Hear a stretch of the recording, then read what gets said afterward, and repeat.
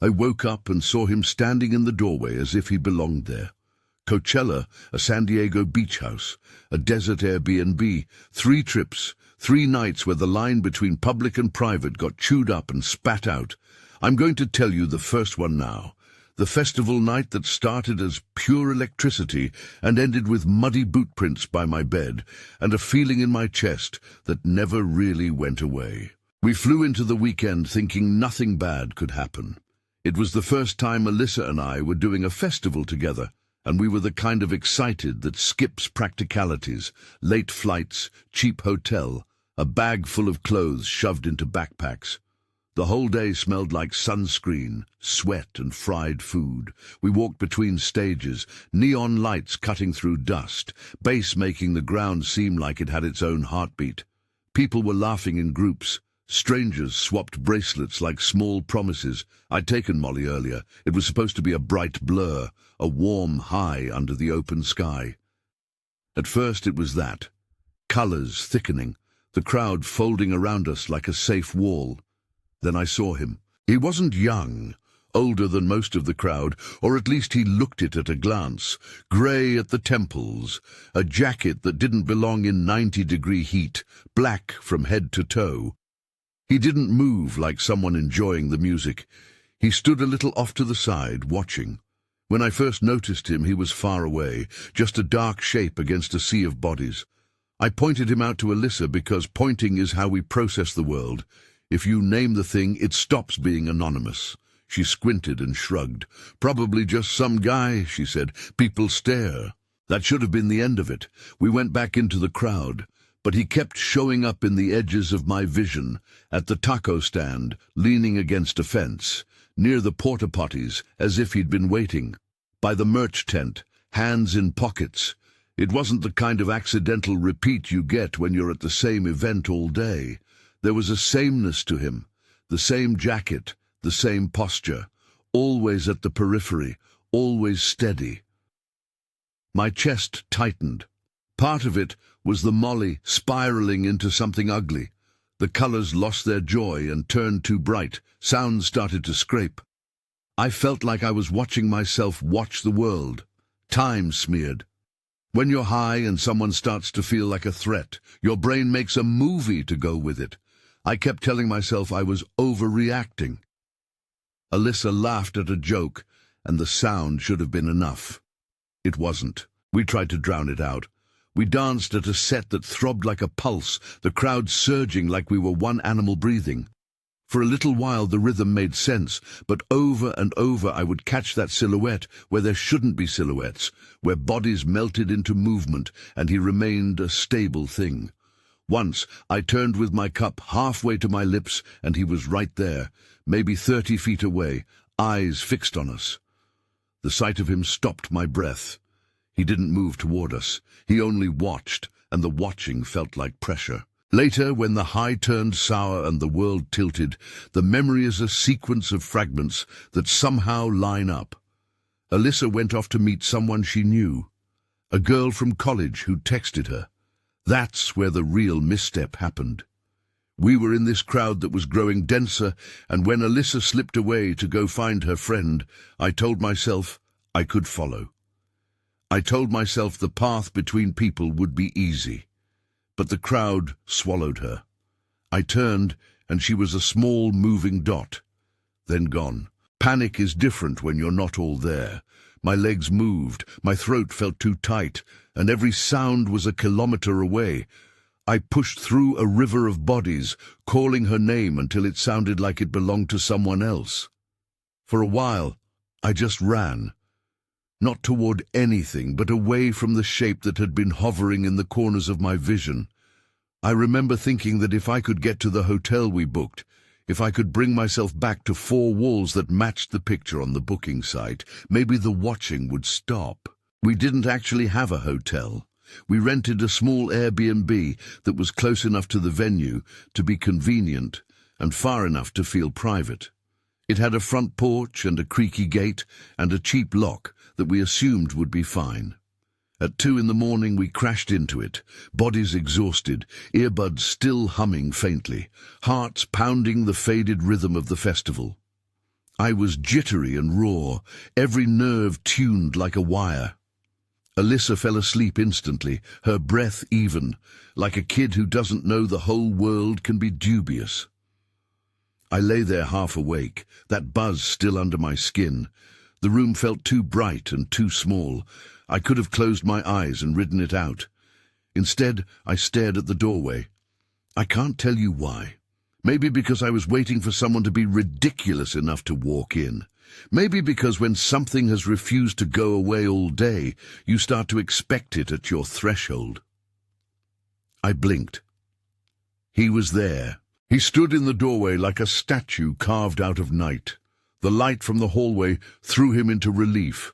Black coat, hands loose at his sides, the posture of someone comfortable with being a ghost in other people's lives.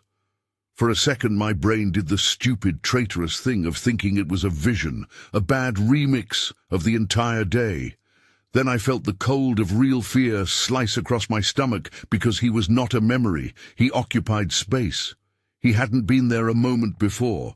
He was there now. I flung the blanket up and called Alyssa's name, voice sharp and useless. She stirred, furious at being woken, and then turned on the lamp. The doorway was empty. There's that exact crystalline moment, light flooding the room, hand fumbling for the switch, the absence humming louder than anything else. We sat up like children caught doing something. We checked the closet, the bathroom, the small dark corners where a person could hide. Nothing. No traces, nothing to indicate someone had been there an hour ago. But then I thought of the way his shoulders had been held, the way he'd watched without moving. For a nerve-splitting second, I expected to see his shoes just inside the room. There were none. We didn't talk about it that night. We packed in fits and starts, not trusting that sleep would come. The night outside felt too loud and too exposed. When morning came, it brought with it the stench of dust and an ordinary sun that refused to take this thing away. We went outside to leave, and right there on the walkway were the prints, muddy boot prints, like someone had walked in from a garden that had turned to muck overnight.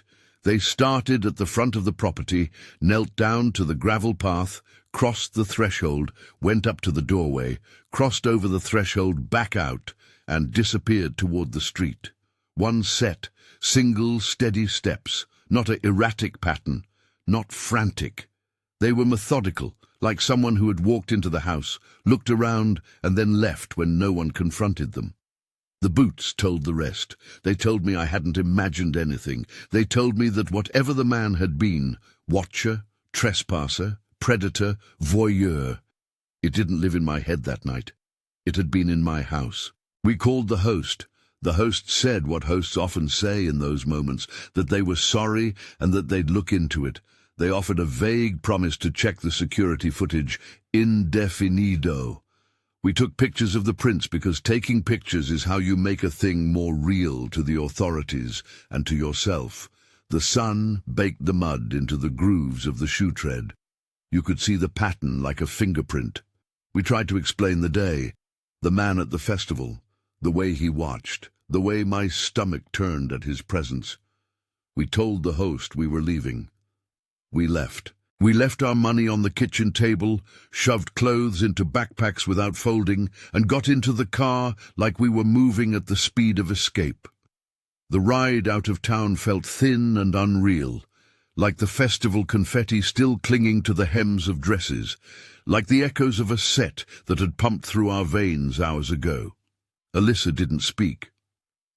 I stared out the window and watched the world look normal, which made everything worse. After that night, I stopped doing certain things without thinking. I stopped trusting the role of a crowd as safe. I stopped letting myself get high in places where I couldn't see the exits. The choices feel obvious in hindsight and small at the time, but they were changes born from an intimacy with fear that didn't go away. In the weeks that followed, I checked hotel doors before getting out of bed. I woke up at odd hours for years afterward to make sure a shadow at the doorway had an explanation. Little rituals. Lock twice, drag a chair against the door, keep a light on. because the prince had taught me a lesson in a language that didn't need words. I never saw the man again. I don't know who he was.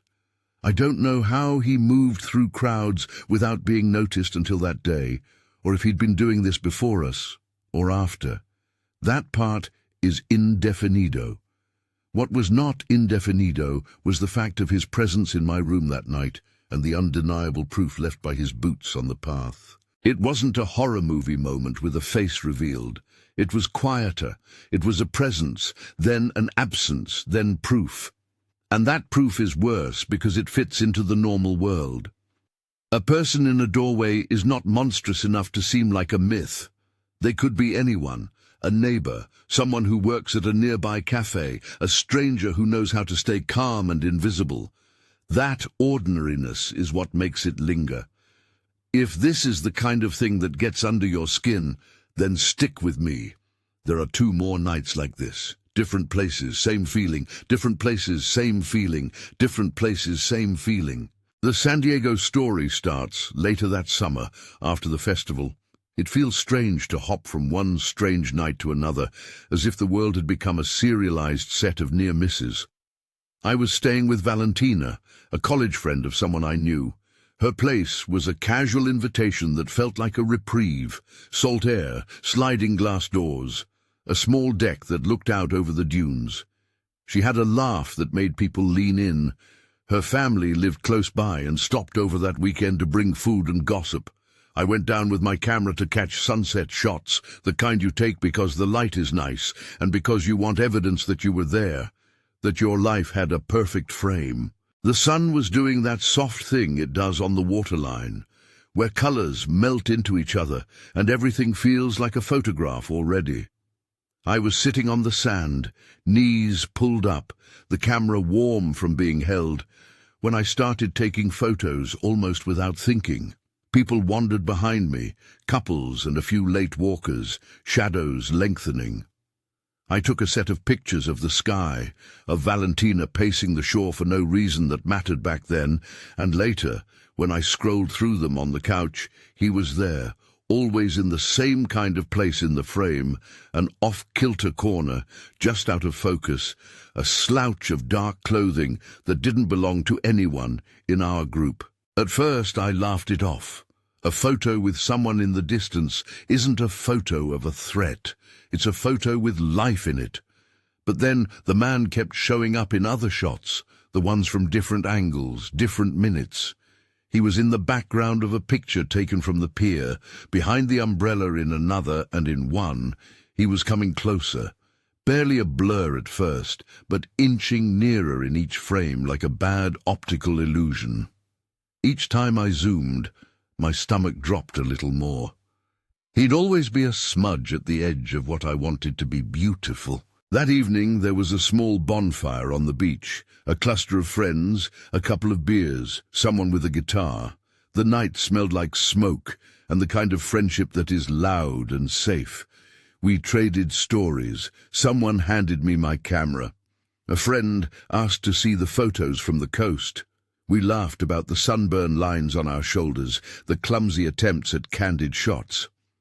Valentina's cousin took a group photo with an old phone, the kind that produces a washed-out, grainy picture that you know will live forever in other people's feeds. When we looked at the group photo by the fire, the man was there again.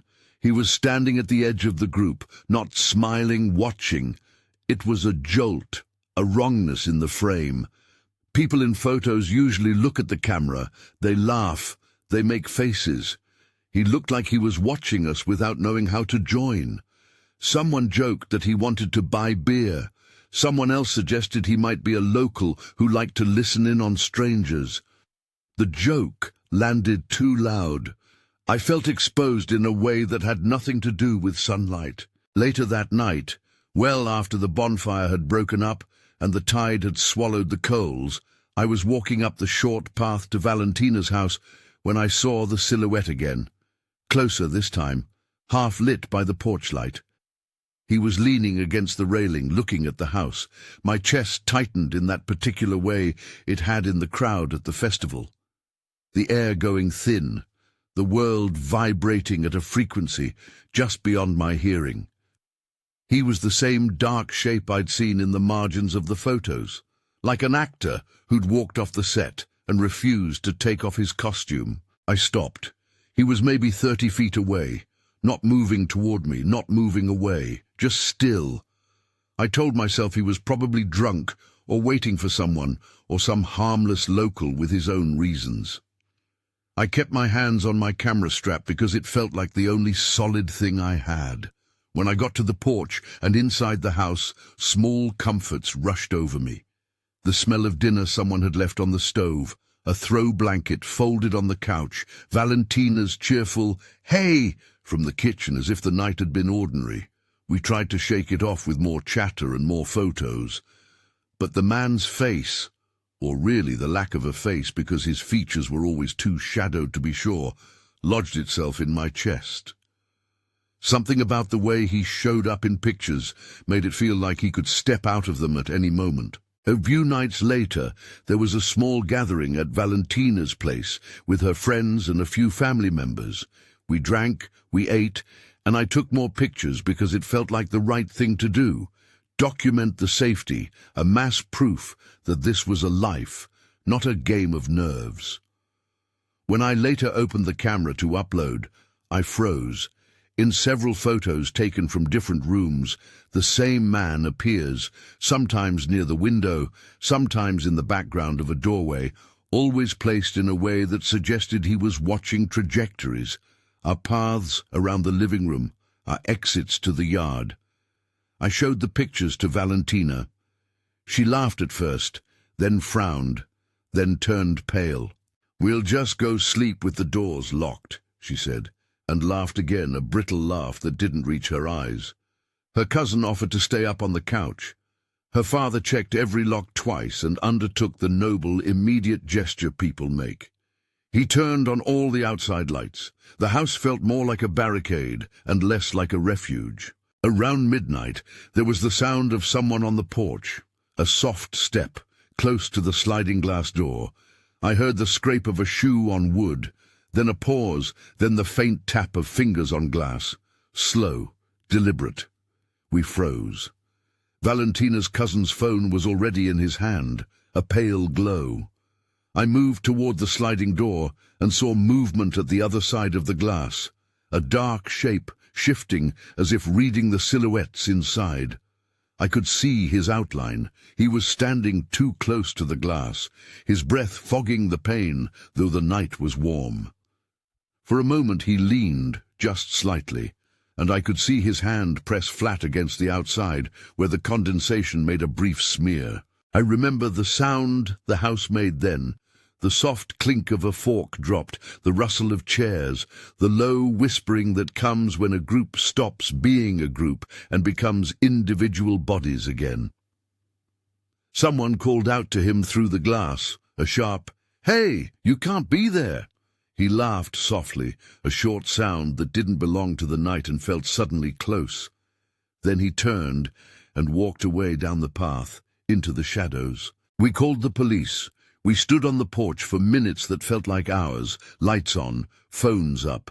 The dispatcher voice on the line was calm, procedural, the kind that belongs to people who hear late-night calls all the time. Valentina's cousin wanted to go after the man. Her dad told him to sit down. The police arrived slow, the way they do sometimes when the call is from a beach house and the line between urgent and not is blurry. They walked the perimeter with flashlights, asking us questions we answered in clipped sentences, names, descriptions, whether we'd seen his face full on. I handed the officer my camera. I told him about the photos. He lifted the camera like evidence and said they'd take it to see if they could pull anything from the images. "They might be able to isolate a timestamp," he said. "We'll check the footage if there's any nearby surveillance." He took down our statements and left with a polite, mechanical promise to check in. Later, I found out that they had taken the camera to the station and that Valentina's neighbor mentioned someone had been asking around the block for places to rent, but those leads were thin and indefinido in outcome.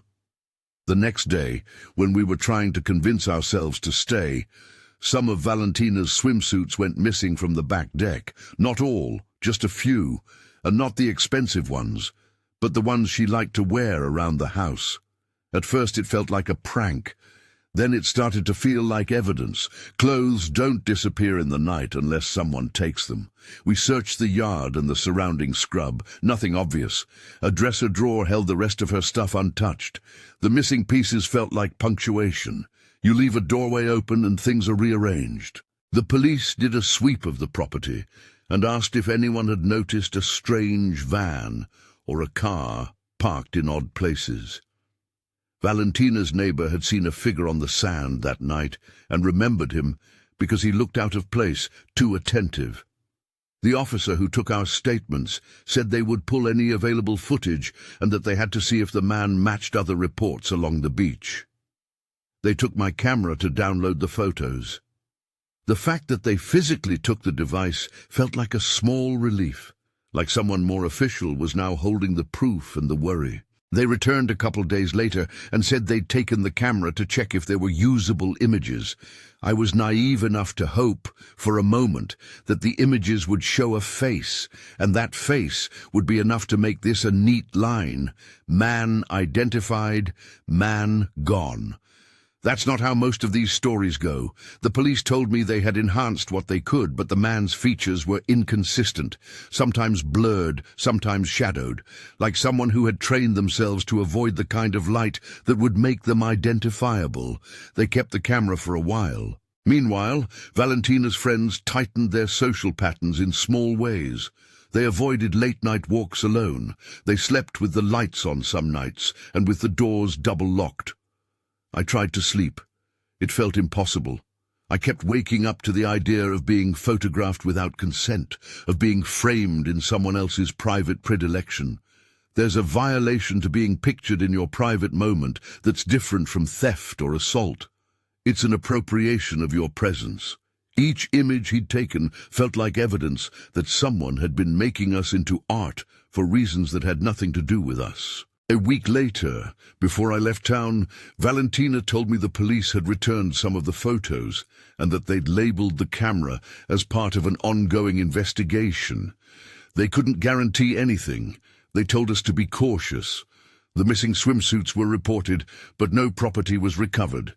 Valentina stayed the week, but she moved through the rooms like someone who needed to feel the floor under her feet at all times. She kept the blinds closed. Guests who came by were met with a guarded hello. The man had, in a sense, rearranged how we used the house. I left after a few nervous days, camera still heavy in my bag, photos on the memory card feeling less like souvenirs and more like documentation. I still scroll through those sunset shots sometimes. The man is in the backgrounds like a recurring motif, a stain you can't fully remove. I never saw him in person again. I never knew if he'd been the same person who'd stood at my festival doorway months earlier, or whether my life had simply cracked open a way for people like that to slip into my visual field. That part is indefinido. What isn't indefinido is the way those images altered something fundamental, my sense that a photograph is a neutral record. Now, a photograph can be evidence that someone has been watching. You'd think being on the coast, playing with light and distance, would teach you to expect distance to be safe. It doesn't. The edges of things sometimes hold all the danger. Isolation doesn't equal safety. That's the thread that followed me into the desert. Palm Springs should have been a different kind of trip. I went with my girlfriend, a weekend meant to be small and restorative. A one-story house, a sage-scented yard, motion-activated lights that promised a comfortable amount of seclusion. The listing made it sound like a storybook night. Lanterns by the pool, a small shed with gardening tools, the kind of quiet that feels like a soft blanket. We wanted privacy, and the place promised it. It was exactly that. Private, in the way that deserts make you feel both alone and observed by the wide, empty sky. The first evening was soft, dinner under the stars, a cheap bottle of wine, the radio low. The house was exactly as advertised, low, square, with a locked gate and, somewhere just beyond the back patio, a small wooden shed. The motion lights were positioned to flare on in a logical sequence, one by the gate, another over the backyard, a third near the shed. They should have been comforting. On the second night, the motion lights began their slow, uncanny language.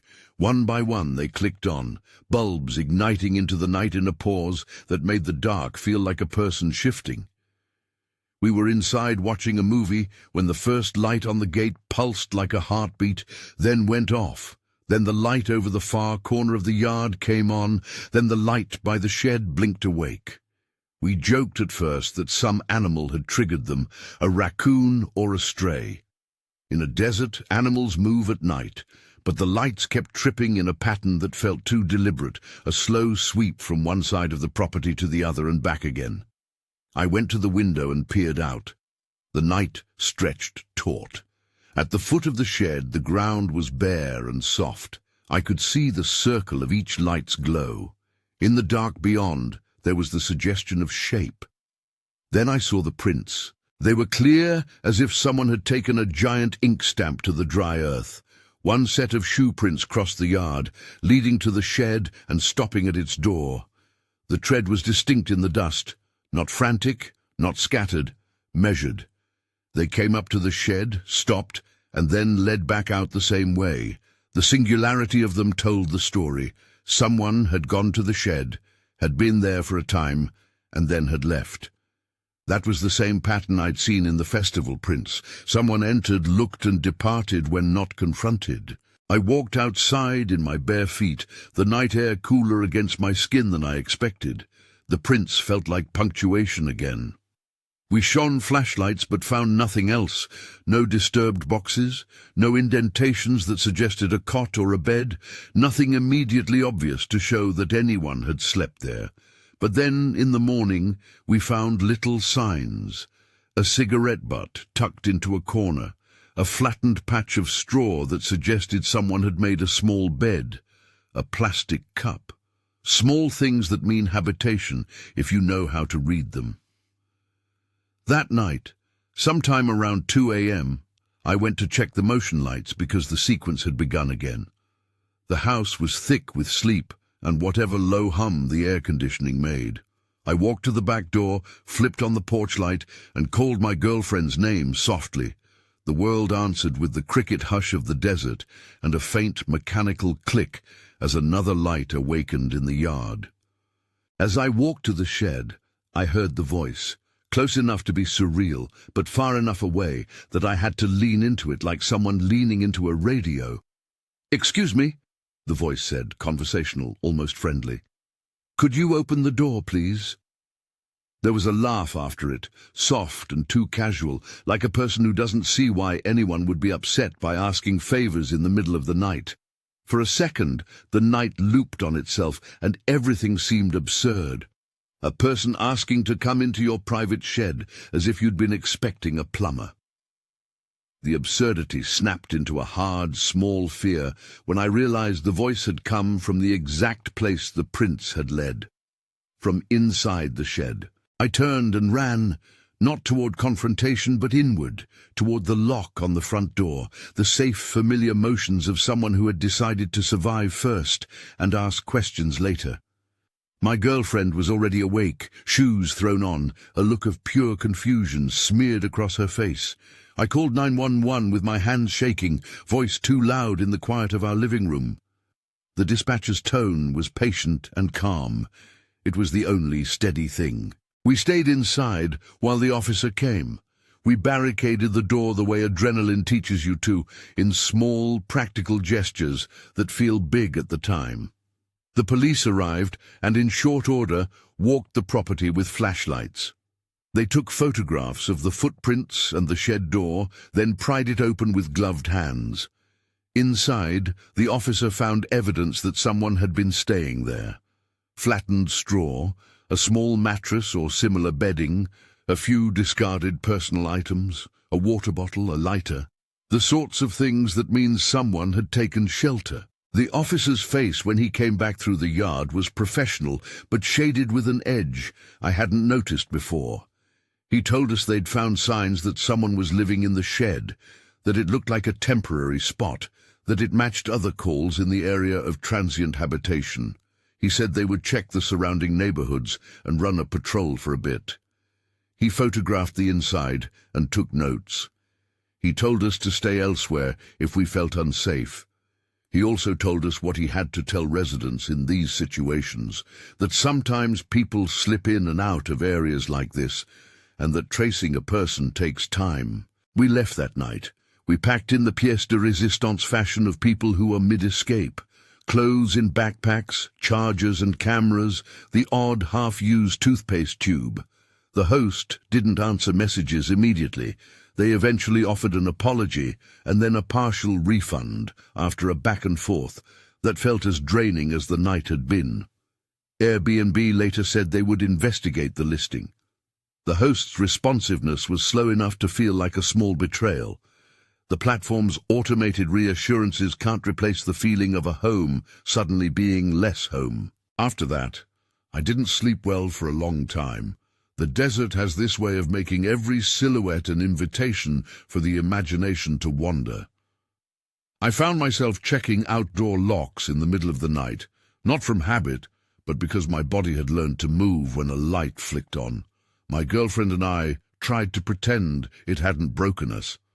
But we both noticed the way our hands hovered over the door handle, the way we left lights on in hallways, the way the shed's door image continued to replay in my head like an unwanted clip.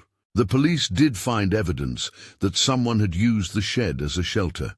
They took statements, and later they reported that the shed appeared to have been used repeatedly, not just by a daytime transients, but as a sleeping place. They said they'd check leads in the neighborhood and that if we had any more suspicious activity, to call immediately. That we did, a couple of times after, but nothing conclusive came of it.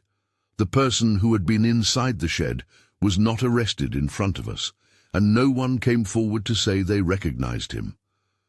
The case, from my perspective, resolved into a set of documents and photographs that confirmed the truth I had felt that night.